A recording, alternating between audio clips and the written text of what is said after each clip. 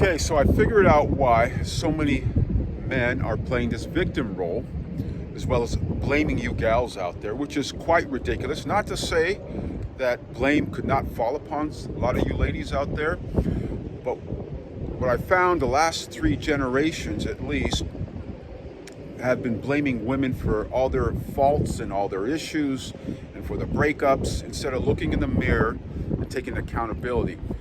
There's a lot of talk about accountability as well, and again, they put the blame on women. Women do not take accountability. Well, men do not either. So all my life doing business as well as in personal relationships, I found men do not like taking accountability. But for some reason, on the internet, on the YouTube or Instagram, they put the focus on the ladies not taking accountability because you ladies do not like taking accountability. Well, I know plenty of women that know how to take accountability. So there's a lot of nonsense being propagated on the internet, and unfortunately, because so many people spend their time on the internet, on the YouTube, looking for advice, they are reaching out to individuals that are propagating nonsense and stupidity out there. There are always bottom feeders out there, and then there's non-bottom feeders. So you have the low-hanging apple, as I mentioned before, and then you have the higher hanging apple.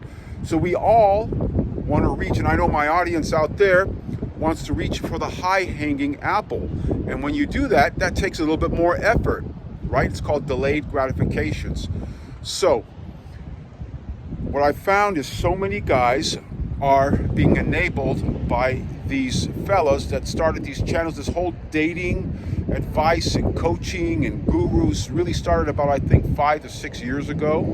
And whoever got in at that level have created a very large platform. So I start watching these characters. A lot of these guys, they're older, much older, even some of the younger guys, and they're preaching so much nonsense. Nonsense that's coming from a spoiled heart, from rejection. They've been rejected in their life.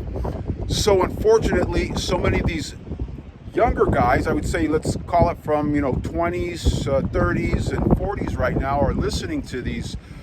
I would call them in essence fraudsters, because very little what they share has any true value for these guys to actually escalate and level up in life. You have to learn to be the pillar in a relationship. You are the man. You are the masculine. So what would I be telling my daughter right now? If I had a daughter and she's going through school, right? High school. Let's say she's beautiful or average looking. I'd say finish your school, then go to college. Go to the best university as possible. I would say date, interact, get involved with clubs, get involved with a sorority if that's possible, but all in a controlled environment. So this way you develop your interaction skills. You date a little bit, you go out. As a female too, you have many, many choices, particularly if you're beautiful. I would say control your urges. So that's what I would be telling her. Control her urges. Also, what I would be telling her is that meet the higher hanging apple, not the louder voice, but the higher hanging apple. Higher hanging apples, higher value men walk around generally very quietly, whether they're athletes or they're very scholastic in nature. You want to reach out to those individuals for an eventual long-term relationship, and that's what I would suggest to her. So it's the fundamentals are very simple, very, very simple.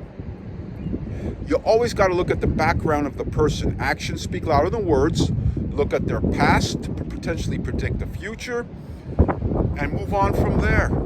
Date, have some fun, figure things out. Finish your school, your college, your achievements. Focus on your purpose, your mission. This way you will attract a higher individual, as well as that higher individual, right, would attract you, you attract them. And again, life is about risks, but the whole idea is minimizing your risks in any relationship. So I would definitely always say, go out there. I encourage anybody to go out there, mingle, mix, interact, and make things happen for yourself.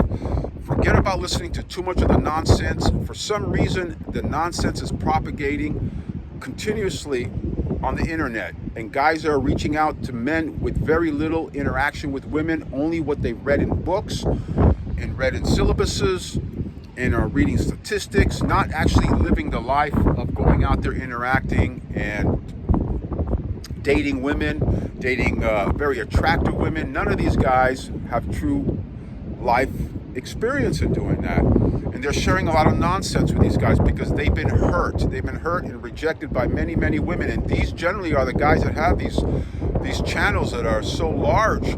And it's all in their faces and their body language and the things they say and how they minimize women. It's a shame because they're enabling these young guys.